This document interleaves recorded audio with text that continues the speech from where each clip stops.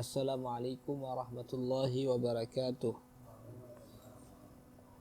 Alhamdulillahi wassalatu wassalamu ala rasulillah wa ala alihi wa ashabihi wa man tabi'ahum bi ihsanin ila yaumiddin, amma ba'd.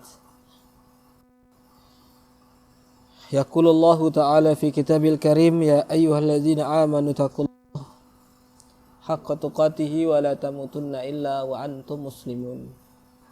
Allahumma salli wa sallim ala abdika wa rasulika nabina Muhammadin wa ala alihi wa ashabihi ajma'in. Jamaah kaum muslimin, ikhwati a'azani Allah wa iyyakum. Alhamdulillah, kembali kita di malam hari ini dengan izin Allah Subhanahu wa taala dapat melanjutkan kajian kita di dalam kitab yang ditulis oleh Syekh Salim bin Id Al-Hilali di Ensiklopedia Larangan. Pada kesempatan malam hari ini kita akan mulai di bab yang baru setelah kita membahas tentang bab pertama tentang masalah bab akidah. Habis pembahasan tentang masalah akidah, yang mana kita tutup dengan pembahasan sihir pada pertemuan yang lalu. Sekarang kita akan masuk dengan bab ilmu, Kitabul Ilm, kitab pembahasan tentang ilmu. Ini penting, karena ilmu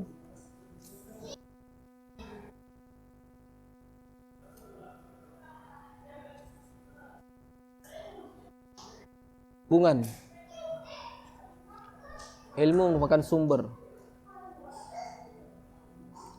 Ilmu merupakan cahaya.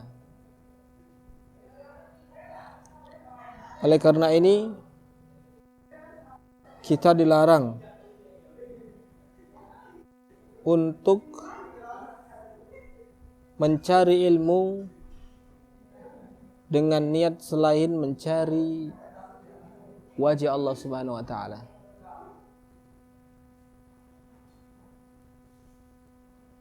Larangan menuntut ilmu dengan niat selain dengan wajah Allah Subhanahu wa taala, yaitu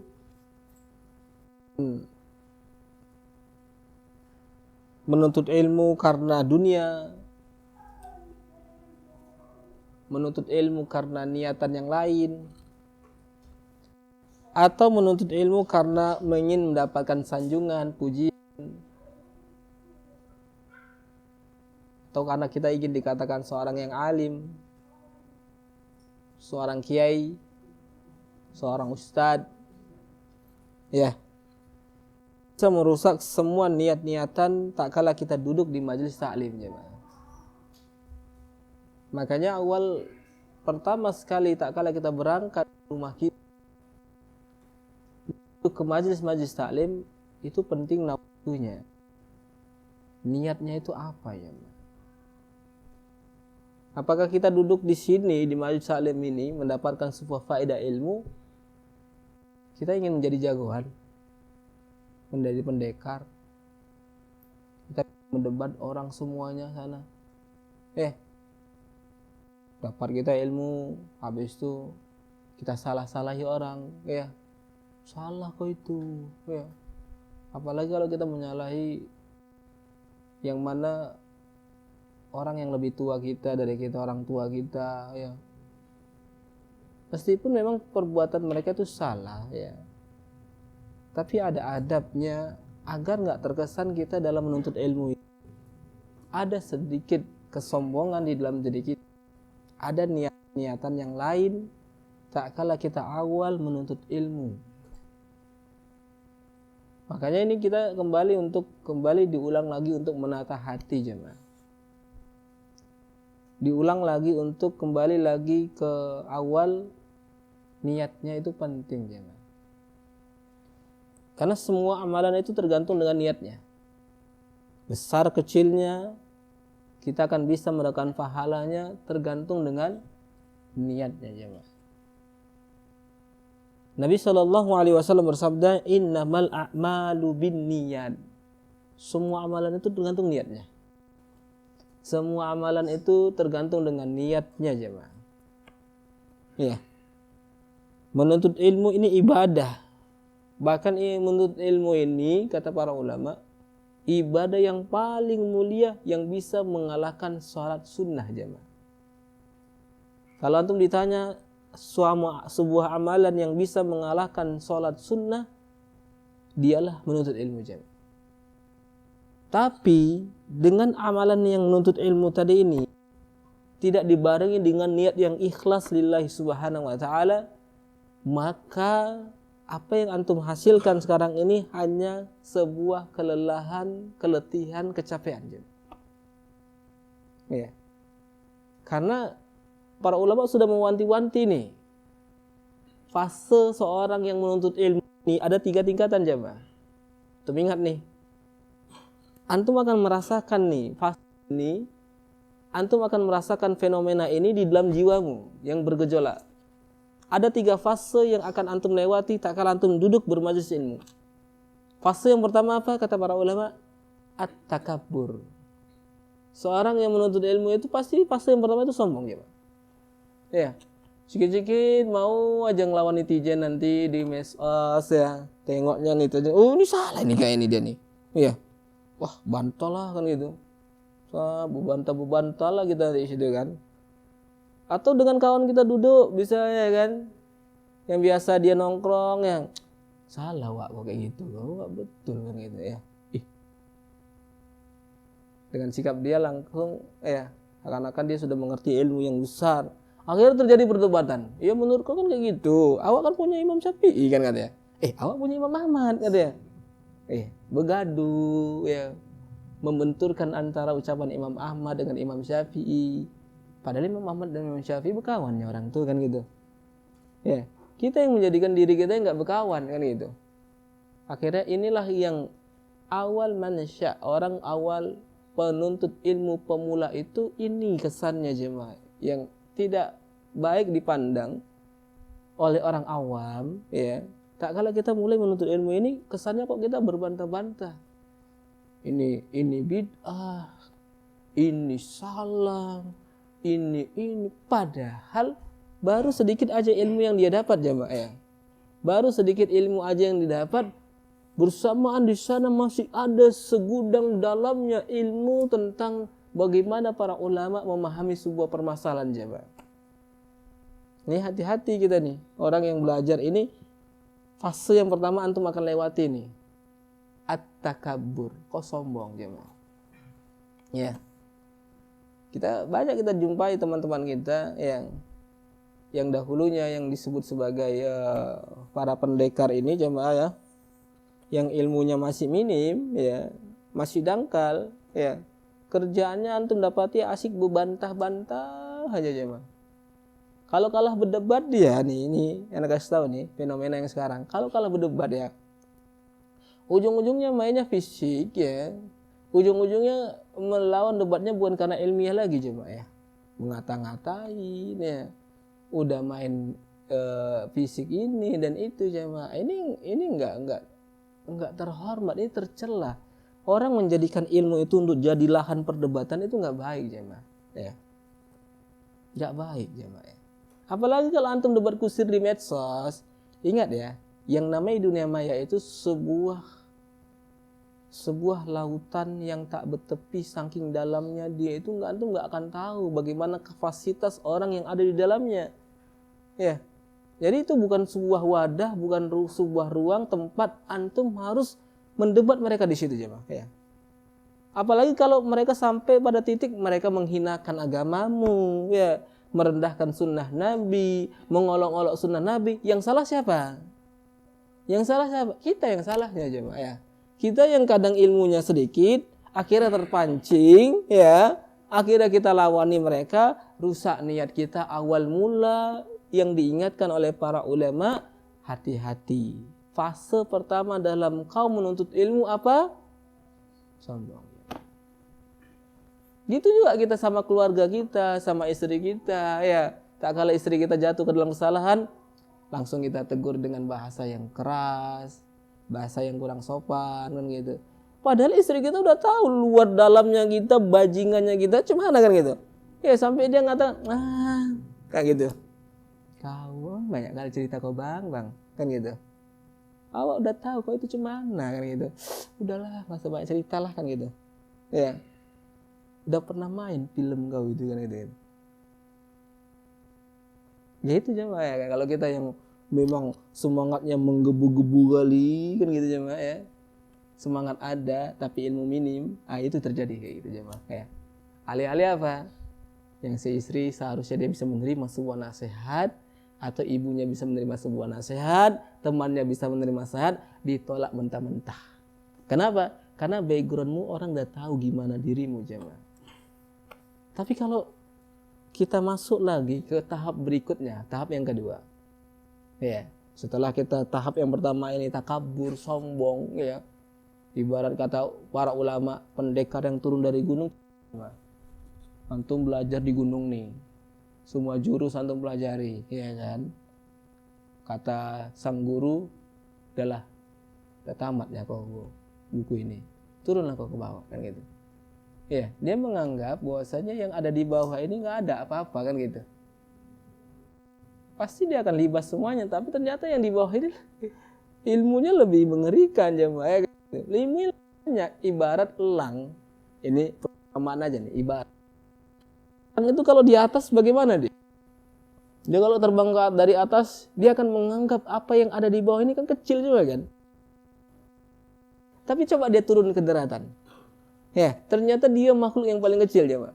Di sana ada harimau, di sana ada gajah, di sana ada jerapah. Ya, maka jangan seperti antum seperti elang yang lagi terbang.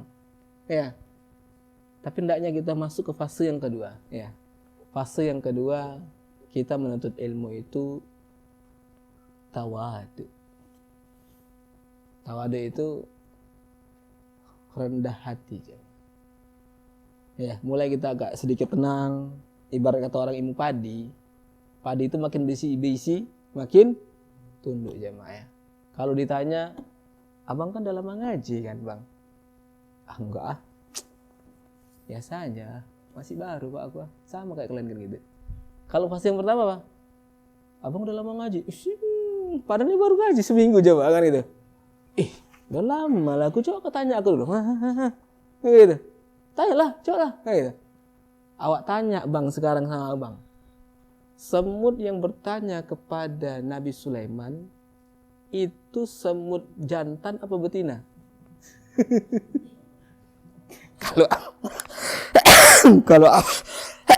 Kalau abang dalam ngaji gitu ya. Iya. Aku tanya sama abang nih sekarang. Ya, semut yang bertanya kepada Nabi Sulaiman itu jantan apa betina? Yang lain lah pertanyaannya kan gitu. Masa kayak gitu pun kau tanya sama aku kan gitu. Jantan apa betina? Mana tahu lah aku kan aku nggak hidup di zaman itu katanya. Banyaklah ngelesnya kan gitu. Padahal di dalam Al-Quran sudah jelas jawab. Yang bertanya di dalam Al-Quran itu semut jantan apa betina pak? Berarti belum lama ngaji ya kan? Belum ya.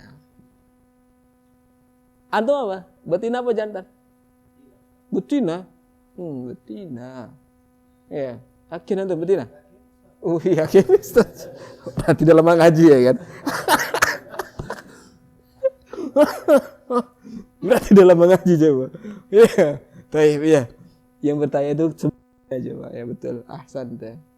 Semut betina coba ya. Jadi seperti itu coba ya. Seperti itulah gambaran kita coba. Seakan-akan sebuah bidang yang sangat banyak, tapi ternyata ilmu kecil aja ya. Itu belum bisa kita kuasai coba ya. Maka kita masuk ke fase yang kedua, tawadhu. Ya, kita menganggap diri kita ini nggak ada apa-apanya kan gitu. Ya. Ini penting, fase tawadhu ini penting jemaah ya. Antum harus menganggap diri antum itu nggak ada yang spesial dalam dirimu. Ya. Karena yang spesial itu cuma nasi goreng spesial jemaah. Iya kan? Ya, kita ini nggak ada spesialnya. Antum nggak ada spesialnya, kan gitu. Ya, mulai menata hati lagi kalau kita belajar ini masuk ke fase tawadu. Kita makin belajar kita makin nunduk kan gitu, makin diam kan gitu, nggak berani bersuara. Kalau ditanya, wallahu alam, nanti kutanyakan lagi ya sama Ustadz. Padahal dia tahu nih jawabannya nih, tapi dia nggak berani jawab. Kalau dulu kan ada Ustadz di samping aja dia berani jawab kan gitu. Padahal bukan dia ditanyakan gitu. Ustadz, awak mau tanya. Oh, jawabannya kayak gini, Wak, katakan gitu. Awak nggak nanya sama dia kan gitu. Ustadznya diam aja, dia udah langsung offset kan gitu. Ya. Kalau sekarang, aduh janganlah, nggak berani awak jawab kan gitu. Takut salah kan gitu. Lebih kekhawatirannya itu ada jemaah. Ya. Ini tak kala kita sudah makin banyak belajar, makin sering kita duduk di majelis salim, ternyata mulai kita masuk ke fase yang kedua ini, ilmu tawadu. Ya. Kita mulai merendah. Ya. Mulai merendah. Gak ada apa-apanya kita ternyata. Fase yang ketiga ini jemaah yang lebih dahsyat lagi dari itu, kata para ulama, fase di mana antum sama sekali mulai menyadari ternyata antum itu gak memiliki apa-apa. Makin belajar kok makin goblok ya. Maksudnya makin belajar kok makin banyak aku gak tahunya kan gitu. Makin belajar, dibaca kitab ini, ditelaah ini, terpelongok gitu. Oh, rupanya pendapat ulama kayak gini ya. Oh, ternyata boleh ya. Oh, ternyata ini perkara yang makruh aja ya. Oh, ternyata ini haram, tapi haramnya nggak dahsyat gitu. Oh, ternyata perkara ini mubah. Disitulah kita baru menyadari tentang bagaimana kualitas dirimu jemaah. Ternyata kita makin belajar, kok nggak tahu apa-apa jemaah. Ya. Ini yang harus jemaah ya.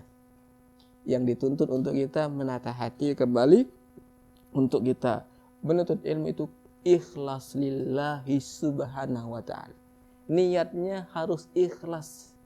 Ya, karena kalau enggak ikhlas, bahaya yang akan mengancam antum, hati-hati. Ini akan saya sebutkan sejumlah riwayat. Ya, untuk apa malam hari ini kita duduk di majelis ini jemaah? Kalau ada sedikit niatan karena dunia antum duduk di majelis ini, demi Allah, waktu antum habis, antum gak akan mendapatkan dunia apa-apa sih. Ya. Bahkan ancamannya lebih mengerikan lagi jemaah. Dengarkan hadis Nabi SAW. Hadis ini hadis yang membuat saya merinding, karena pertama sekali saya yang kena dalil ini. Pertama sekali saya lah yang pertama sekali tersinggung dan tersindir dengan hadis Nabi Shallallahu Alaihi Wasallam, yaitu hadis Nabi Shallallahu Alaihi Wasallam tentang pertama kali neraka dihidupkan jemaah. Antum tahu pertama kali neraka dihidupkan itu untuk 3 orang, yang mana karakter 3 orang ini bukan pelaku maksiat jemaah. Bukan pelaku dosa jemaah, bukan minum khamr, ya, bukan orang yang main chips, ya, main skater jemaah, ya, bukan orang yang main judi, ya, bukan penzina, tapi 3 orang ini adalah orang-orang yang berkecimpung di dalam dunia ibadah jemaah. Gak ngeri kita nih. Nah, korek api neraka pertama dinyalakan untuk 3 orang. Hati-hati antum nih. Siapakah 3 orang tadi ini? Dengarkan hadisnya jemaah. Yang pertama kata Nabi sallallahu alaihi wasallam, rajulun ta'allama al-ilma wa 'allamahu wa qara'a al-Qur'an. Seorang yang mempelajari ilmu, belajar dari kecil. Ya. Orang memiliki seorang ayah ustadz pula kan gitu. Dididik di pesantren, disekolahkan tempat tahfizul Quran, ya, keluar menjadi seorang yang hafizul Quran. Rajulun ta'allama al-ilma wa 'allama, kemudian besar bertumbuhnya dia mengajarkan ilmu. Ya, mengajarkan ilmu nih jemaah. Dia tahu dia Al-Quran isinya, pandai dia membacanya, tahu hadis Nabi, hafal dia, tahu tentang khilaf ulama, tahu tentang fikih, dia ajarkan ilmu tadi ini jemaah, bagus suaranya. Qala. Kemudian Allah Subhanahu wa taala mengatakan, untuk apa kau belajar? Untuk apa kau mengajarkan ilmu? Untuk apa kau membaca Al-Quran? Untuk apa itu? Kata Allah Subhanahu wa taala. Di situ kita nggak akan bisa berkilah jemaah ya. Di situ antum nggak akan bisa berdusta. Semua niatan buruk itu akan nampak di hadapan Allah Subhanahu wa taala. Kalau sekarang mungkinlah ya, seorang yang mansya'nya pertama pertumbuhannya dia menuntut ilmu itu karena Allah Subhanahu wa taala, kemudian setelah itu karena dunia, dia melakukan dunia, dia bisa berbohong. Oh, karena Allah lah, kan gitu. Belajar ini karena Allah, kan gitu. Ya. Ya udah, ya. Akhirnya apa? Diundang acara ini, ya thank you aja. Proyek jazakumullah khairan ya. Barakallahu fikum Ustaz, ya kan gitu. Ya. Assalamualaikum, dah. Besok ditelepon, ya, enggak payah. Alasannya banyak. Ya, Ustaz, Ustaz. Aduh, ada job yang lain lah, ya kan. Kalau jobnya budget 2 ikat, ya bisa dipikirkan kan gitu. Ya, sampai seperti itu jemaah ya. Sampai seperti itu ya. Pada taraf, pada tingkatan seorang yang berdakwah, menyampaikan Al-Quran, menyampaikan ilmu hadis, sudah pakai tarif jemaah. Kalau nggak masuk tarifnya nggak mau. Ya. Padahal apa kata para ulama? Sebagaimana kau dahulu belajar itu gratis, maka ajarkan juga ilmu itu secara gratis jemaah. Tapi berat ya, berat kalau kita menata hati seperti ini, berat nih jemaah ya. Tapi ingat lagi, kembali lagi ke titik awal ini, hadis Nabi Shallallahu Alaihi Wasallam. Allah bertanyakan nanti di hari akhirat, kenapa kau menuntut ilmu? Kenapa kau mempelajari ilmu? Kenapa kau mengajarkan ilmu? Kenapa kau membaca Al-Quran? Kenapa? Apa? Dia menjawab, aku membaca Al-Quran karenamu ya Allah. Aku mengajarkan ilmu karenamu ya Allah. Di situ Allah langsung membantahnya, mengatakan, kazabta. Kazabta, kau dusta. Kau dusta, kau dusta. Talabtal ilma liyuqalu alimun. Kau belajar menuntut ilmu agar dikatakan orang alim, cendekiawan, kiai, ustad, ya. Ada label-label U-nya nanti di belakang ya. Ya. Kalau enggak dipanggil ustad, enggak mau dia kan gitu. Ya. Padahal belum tahu kita tadi mana dia belajar kan gitu, ya. Track recordnya gimana, belajarnya tadi dari mana, tiba-tiba udah jadi ustad pula sekarang kan gitu. Kan kita bingung kan, ya. Bagaimana sejarahnya kok bisa menjadi seorang ustad kan gitu. Diundang sana, diundang sini kan di jemaah ya. Ini Allah Subhanahu wa taala akan paham niat-niat seorang jemaah ya. Kazabta, kau dusta. Bahkan kau dikatakan nanti kau membaca Al-Quran, kau akan dikatakan qari. Qari, ya. Bagus bacaan kau, ya. Bagus bacaanmu ini, ya. Na'udzubillah. Faqad qil, dan kau sudah mendapatkannya. Udah mendapatkannya jemaah ya. Apa yang diinginkan dari pujian-pujian tadi, udah didapatkan jemaah ya. Ada labelnya ustad di depan dah. Dipanggil orang ustad, kemana-mana ustad, ustad, ustad. Atau di kemana-mana qari, atau kemana-mana hafid, ya. Orang yang membacakan Al-Quran, hafid nih ya. Al-Hafiz, Mukarram, ya. Syekh, Halim, Rabbani, panjang kali namanya kadang gitu. Ya. Kalau di papan atau di flyer itu penuh flyer aja Pak ya. Kiai Haji, Haji ini, Masya Allah aja Pak ya. Mengerikan ya. Fakot kil, udah didapatkan. Pujian tadi sudah didapatkan. Sudah didengar dia, ya. Fakot summa umira bihi fakhusiba ala wajhihi hatta ulqiya finnar. Nauzubillah jemaah ya. Akhirnya apa? Diseret dia. Diseret. Wajah-wajahnya diseret ke neraka, kemudian dicampakkan jemaah. Pertanyaannya sekarang, apakah orang tadi ini melakukan dosa? Apakah orang ini mabuk? Apakah orang ini pelaku zina? Apakah dia melakukan semua maksiat? Tapi yang dilakukannya apa? Ibadah. Yang dilakukannya ibadah, jemaah. Ini hadis ini merupakan teguran sekali bagi saya pribadi, jemaah. Nauzubillah ya. Ana kembali lagi mengingatkan diri ana pribadi ya. Karena memang yang sulit, jemaah, untuk menjaga niat itu sangat sulit, jemaah ya. Al-Imam Sufyan Ats-Tsauri, jemaah, beliau mengatakan di sebuah nasihat, beliau mengatakan apa? Ma'alajtu syai'an asyaddu min mu'alajati 'alan niyyah. Tidak ada sebuah penyakit yang lebih susah untuk diobati dari penyakit niat, jemaah. Kadang orang bisa berubah, seperkian detik aja bisa berubah, jemaah. Makanya kita antum sebagai mad'u, ana sebagai ustaz, ya, yang harus diperhatikan, kita ini punya tanggung jawab masing-masing. Ya. Antum punya tanggung jawab besar, ya. Duduk belajar taklim, membangun niat yang benar. Ana juga seperti itu.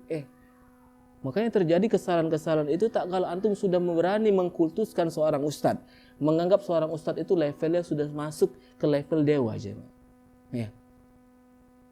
Antum puji ustaznya terlalu berlebihan, ya. Ini imbasnya apa? Kesalahan tadi ini yang melakukannya adalah para mad'u, ya. Terlalu berlebih-lebihan, coba, ya. Karena apa? Kita ini sebagai seorang dai, seorang ustaz, nggak lebih sebagai seorang manusia biasa.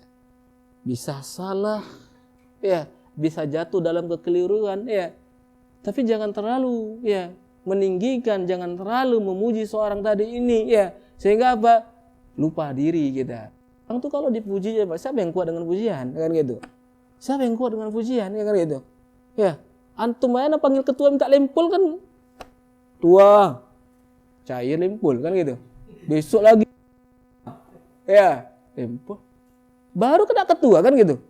Apalagi kalau anda memuji, antum puji dengan kalimat-kalimat, waduh, masya Allah, ini ketua kita baik, berilmu, berpendidikan, bermartabat.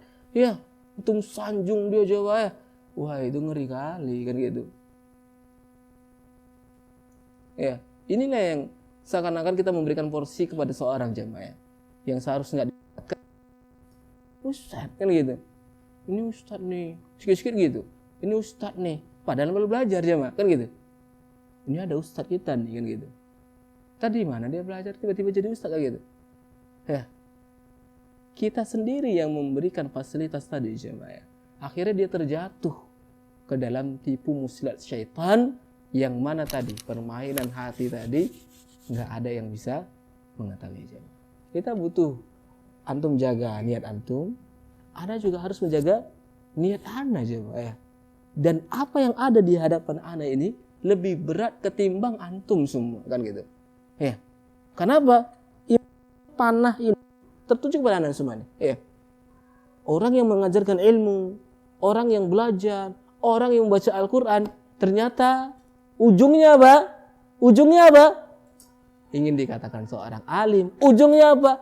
Ingin mendapatkan dunia. Ujungnya apa? Ingin mendapatkan sedikit dari perkara dunia. Maka na'udzubillah, ya, dari su'un niyah, dari jeleknya niat, jemaah. Ini hadis yang pertama, ancaman yang pertama, orang yang menuntut ilmu karena dunia, bukan ikhlas. Ya, pertama aja udah antum dengar nih, korek api neraka dinyalakan pertama kali untuk siapa? Penuntut ilmu. Yang kedua, seorang yang bersedekah, jemaah. Orang yang bersedekah banyak, dia bersedekah, ya. Setelah itu ditanyakan Allah Subhanahu wa taala, lima tasaddaqta, kenapa kau bersedekah? Oh, aku bersedekah karena wajah Allah. Allah Subhanahu wa taala mengatakan, kazabta, kau dusta. Kau bersedekah, berderma agar kau dikatakan jawad, agar kau dikatakan dermawan, jemaah. Ya. Yang terakhir adalah seorang yang, ya, membaca Al-Quran tadi ini, ya, orang yang berjihad, yang terakhir orang yang berjihad fisabilillah, yang mana dia mati berdarah-darah ya. Kemudian dibangkitkan di hari kiamat, Allah bertanya kepada dirinya, kenapa kau berjihad? Dia mengatakan, aku berjihad karenamu ya Allah. Ternyata Allah mengatakan, kazabta, kau dusta, kau berjihad. Itu akan dikatakan kau pemberani, jagoan ya. Akhirnya dibawa mereka semua ke neraka jemaah. Nauzubillah ya. Kita berlindung kepada Allah Subhanahu wa taala dari jeleknya niat jemaah. Kemudian hadis yang kedua jemaah ya. Ancaman orang yang menuntut ilmu bukan karena Allah Subhanahu wa taala. Rasulullah sallallahu alaihi wasallam bersabda, "La ta'allamul ilma litubahiya bihil ulama, wa la tumari bihi sufaha, wa la takhayyaru bihil majalis, faman fa'ala zalika fannaru aula biha." Kata Nabi sallallahu alaihi wasallam, janganlah kalian menuntut ilmu untuk membanggakan diri di hadapan ulama. Ini jeleknya niat-niat para penuntut ilmu yang udah belajar sama ulama, yang udah beramal sama ustadz. Akhirnya apa? Ustadznya yang debatnya jemaah. Nyambung nggak kayak gitu? Nah, dia udah merasa punya jurus yang bisa mengalahkan ustadznya. Ya, ustadz itu diam, tidak melawanimu. Karena apa? Levelmu belum sampai ke level dia jemaah, kan gitu. Ya, dia diamnya aja. Tahunya aku siapa dia gitu. Antum hina-hinakan dia pun, antum hina-hinakan ustadz tadi ini, ya nggak akan mengurangi derajat dia. Maka antum dikatakan sebagai su'ul adab, antum nggak memiliki adab. Tak kalau antum mendebat ulama, mendebat ustadz antum, seakan-akan antum sudah menguasai semua ilmu. Ini yang jelek jamaah, ini yang jelek. Para penuntut ilmu sudah berani mendebat para ustadz, mendebat para ulama, mendebat gurunya sendiri jamaah. Ini niat yang jelek jamaah. Dahulu aja jemaah ya, seorang ulama ingin mengetes hafalan gurunya. Ini saya cerita nih, gimana marahnya gurunya terhadap seorang murid yang terlalu lancang untuk mengetes hafalan gurunya. Kalau kita coba teslah ustadz nih lah, tahu nggak ustadz nih hadis ini? Dia tahu nih hadis ini misalnya doib kan gitu. Ini hadisnya ini lemah. Ustadz tahu nggak antum hadis ini? Nggak tahu. Itu aja nggak tahu kan gitu ya. Ustadznya nggak pinter kan gitu. Ini ada seorang ulama, 3 ulama nih zaman ini saya akan cerita nih ya. Yang pertama Imam Ahmad bin Hambal, yang kedua Yahya bin Ma'in, yang ketiga Ahmad bin Mansur Ar-Ramadi. Mereka berguru kepada Syekh Abdul Razak As-San'ani ya, imam besar pada waktu itu jemaah. Jadi Yahya bin Ma'in ini yang punya ulah berkata kepada Imam Ahmad, Mat, bahasa kita ya, Imam Ahmad ya, gimana kok kita tes guru kita ini? Kata Imam Ahmad, jangan kau buat kayak gitu. Guru kita ini hafid nih, hafalannya kuat nih. Udah slow kau. Datang Yahya bin Ma'in kepada Ahmad bin Mansur Ar-Ramadi. Gimana? Aku nggak tanggung jawab lah. Aku nggak berani lah. Udah kalian kawani aku aja lah. Kawani aku aja bertemu kepada depan guru kita, Syekh Abdul Razak As-San'ani. Ini Imam Ahmad udah takut nih. Ini betul nggak nih kan gitu? Ya. Udahlah yuk lah. Jumpa, ternyata di depannya udah ada muridnya 3 orang, imam besar nih semua nih Pak. Ini imam besar nih, bukan imam kayak ecek-ecek nih ya. Ya. Ini imam besar nih, Imam Ahmad, Yahya bin Ma'in, Syekh Ahmad bin Mansur Ar-Ramadi, ini ulama semua ini jemaah. Ulama tabi'in semua, atba'u tabi'in juga ya. Datang ke gurunya, tengoknya, kok ada kalian nih ngapain? Ini kita pingin ini tentang tanya hadis kan gitu. Tanyalah ya. Beritalah Imam Ahmad pertama kali langsung berkerut muka Syekh Abdul Razak As-San'ani. Ditengoknya Imam Ahmad udah berkeringat dia. Ya, apa kata Syekh Abdul Razak? Diangkat nyatakan Imam Ahmad. Kalau anak ini yang buat, gak mungkin.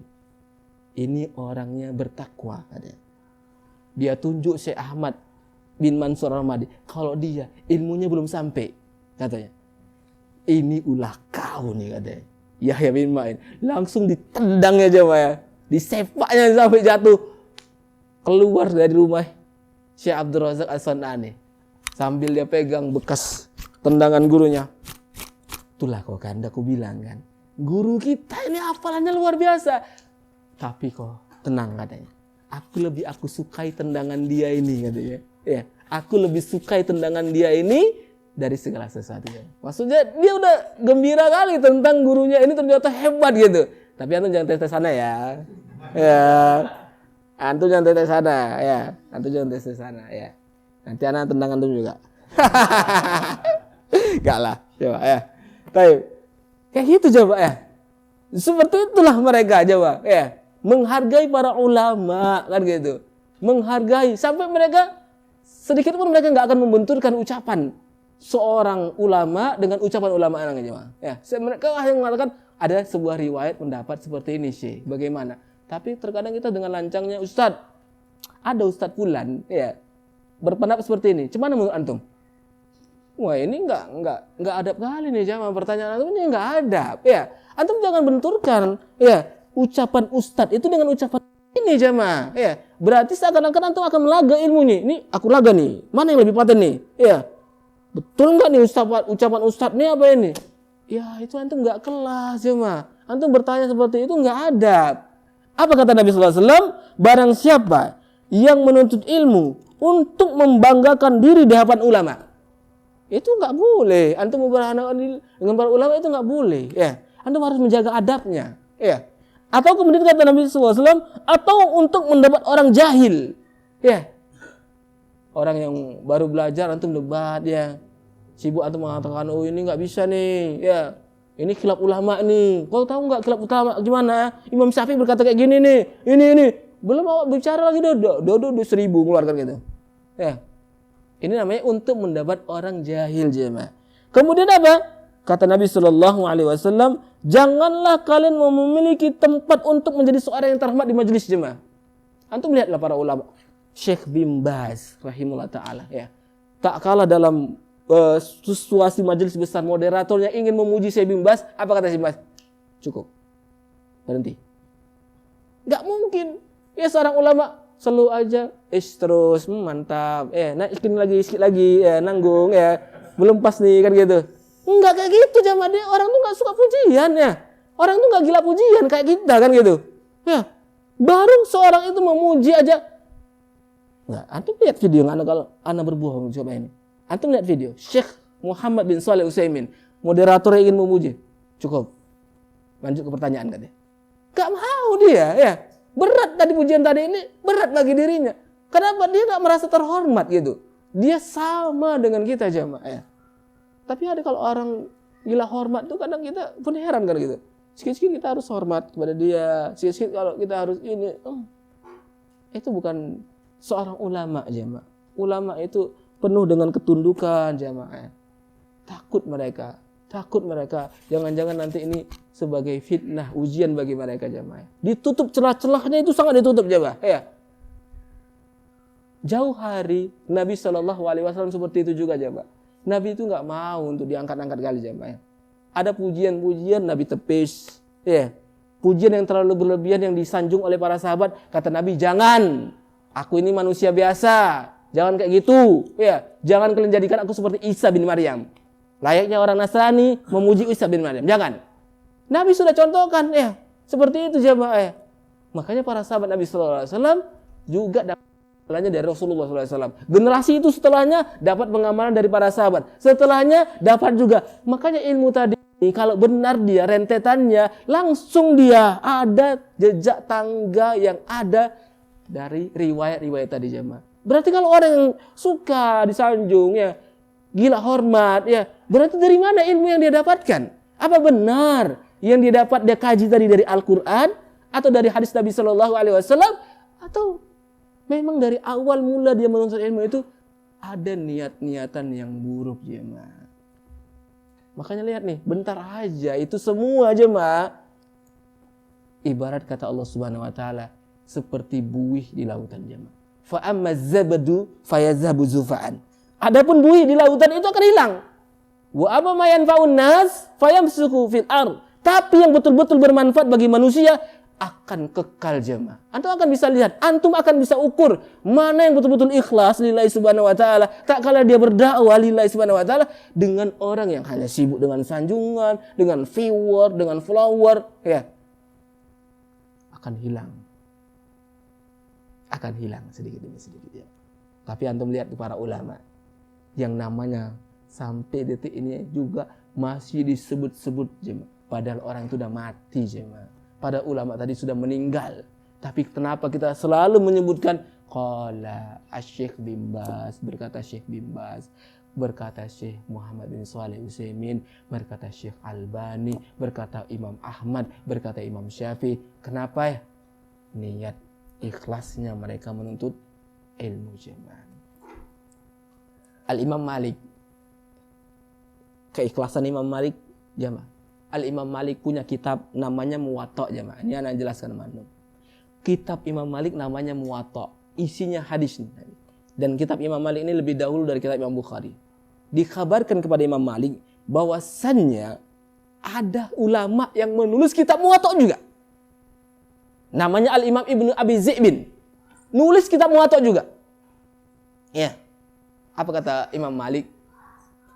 Dengan tegasnya beliau mengatakan, kalau itu memang ya sesuatu yang ikhlas dibuat itu akan bersisa tinggal jemaah. Dan terbukti sampai detik ini juga kitab Muwatta Imam Malik lebih dipakai jemaah. Ya. Apa sesuatu yang karena Allah itu akan tinggal, nyisa deh jemaah. Tapi kalau sesuatu itu bukan karena Allah, gak akan berbekas sedikit pun jemaah. Gak akan berbekas sedikit pun. Itu bisa kita rasakan jemaah. Mana yang lebih berbekas di dalam diri kita tak kala kita mendapatkan sebuah ilmu, ilmunya para ulama yang telah terdahulu jemaah. Itu jelas nyata ikhlasnya mereka karena Allah Subhanahu wa taala jemaah. Makanya Al-Imam Abdullah bin Mas'ud jemaah ya, seorang ulama sahabat, mereka mengatakan manistanna falyastanni biman qad mata fa innal hayya la tu'man minal fitnah. Kalau kalian ingin mengambil contoh suri tauladan, ambillah kepada orang yang sudah wafat. Karena orang yang masih hidup, saya, antum, ustaz-ustaz yang lain, gak aman dari fitnah jemaah. Gak aman dari ujian, ya. Gak aman, ada belum aman dari ujian jemaah, ya. Siapa yang lebih aman dari ujian? Kecuali mereka yang sudah terbukti kualitasnya. Apa kata tadi? Barang siapa yang ingin mengambil sebuah perangai kebaikan, sebuah sunnah, ambil contohnya dari orang yang sudah tiada. Fa innal hayy, karena orang yang masih hidup, la tu'man minal fitnah, enggak aman dari fitnah jemaah. Ya. Awak kena saweran 100 juta goyang juga lah ya kan? Ya. Ustaz, mau enggak usi di tempat kita, Ustaz? Berapa budgetnya? 10. Lewatlah batang kuis ya kan? Nantilah pikir-pikir dulu lah batang kuis ya kan? Ya, sekali sebulan aja lah kita batang kuis ya kan? Atau nantilah kita bicarakan lagi lah kajian ini ya kan? Kayak gitulah jemaah. Nggak ada yang aman dari fitnah jemaah. Dan yang fitnah terbesar bagi seorang ustadz adalah apa? Syahwat. Kalau syubhat, kecil lah kan gitu. Awak yang bisa menciptakan syubhat kan gitu. Ya, awak kasih syubhat sama kalian, mak gawat kan gitu. Tapi kalau syahwat, tahta, wanita, harta, goyang lah kan gitu. Goyang. Al-Imam Abu Hurairah ya, tak kala beliau pindah di sebuah negeri, apa kata penduduk negeri gitu? Ikat dia dengan wanita. Karena imam nih, ulama hadis nih, ikat dengan seorang wanita. Ya kenapa? Kalau udah diikat dia gak akan pulang lagi kan gitu. Nggak akan keluar dari negeri kita, ya kan gitu. Orang kalau udah dikasih fasilitas, ada bini cantik di situ, fasilitas rumah, mobil sebiji, mana berani dia pindah kan gitu. Ya, awak udah nyaman, santai, slow gini, udah terjamin kan gitu. Ya, ibarat dapur udah ada yang handle semua kan gitu. Ya, seperti itulah jemaah. Ya, itu yang terberat ujian nanti yang antum akan masuk di fase itu jemaah ya. syahwat. Wanita, tahta, harta. Ya, itu sangat berat sekali jemaah ya. Makanya menata hati lagi, kembali lagi. Niatnya ya, ini sangat-sangat ditekankan. Terakhir, hadis yang terakhir pada kajian kita di malam hari ini jemaah ya.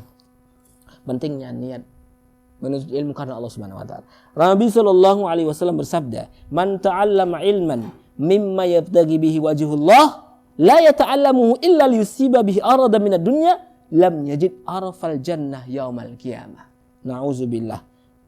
Artinya barang siapa yang menuntut ilmu yang seharusnya semata-mata mencari ridho Allah, namun ternyata dia menuntutnya karena untuk mencari keuntungan dunia, maka dia tidak akan mendapat wangi surga. Yang wangi surga bisa ditempuh dengan 70.000 tahun perjalanan jemaah. Wangi itu nggak dapat. Ya. Yang mana ciuman bau harum surga tadi ini sejauh perjalanan 70.000 tahun. 70.000 tahun itu kemana tuh jemaah? Ujung Sabang sampai kutub utara sana ya, itu nggak sampai anak rasa perjalanan 2 tahun, nggak sampai ya kan? Insya Allah nggak sampai jemaah. Tapi bau surga itu bisa dicium sejauh perjalanan 70.000 tahun jemaah. Baunya aja nggak dapat, apalagi surganya. Baunya nggak dapat, apalagi surganya. Nauzubillah, nauzubillah jemaah ya. Kalau antum bisa memahami kajian kita di malam hari ini, berarti kita udah mulailah menata hati, menata niat. Untuk apa aku belajar? Itu jawab sendiri di dalam hati kita. Hanya antum yang jawab. Hanya ana yang bisa menjawab diri ana pribadi jemaah. Tapi kita tetap menjaga niat tadi ini karena Allah Subhanahu wa ta'ala jemaah. Barakallahu fikum. Wallahu a'lam bissawab.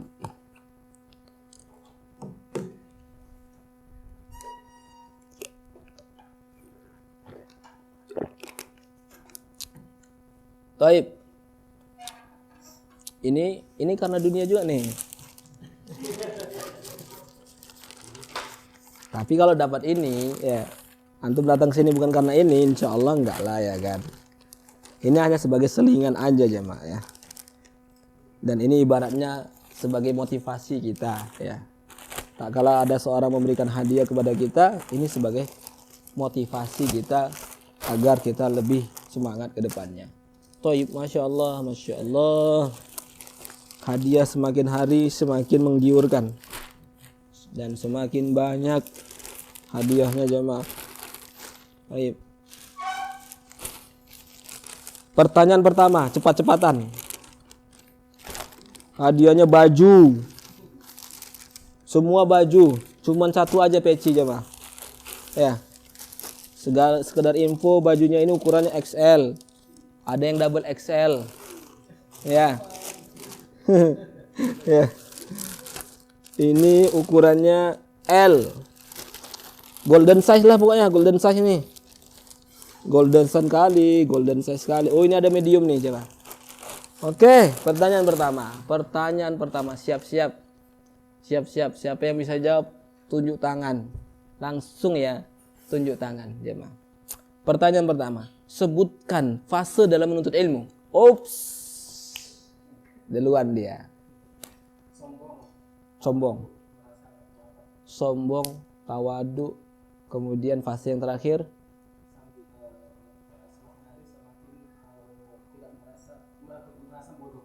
merasa bodoh. Masya Allah. Bang mau baju ukuran apa? Sama aja lah ya. Ya. Yang penting bisa dijual lagi nih ya kan.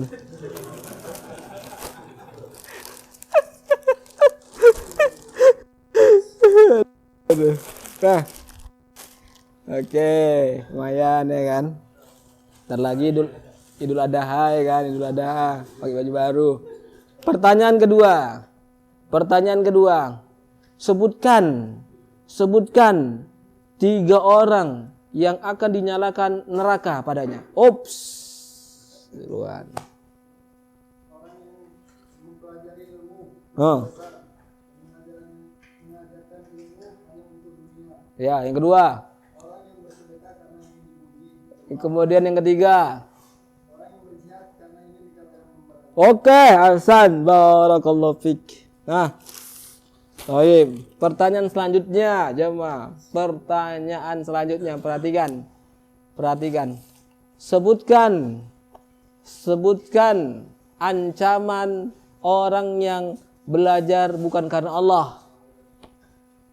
Oke, apa?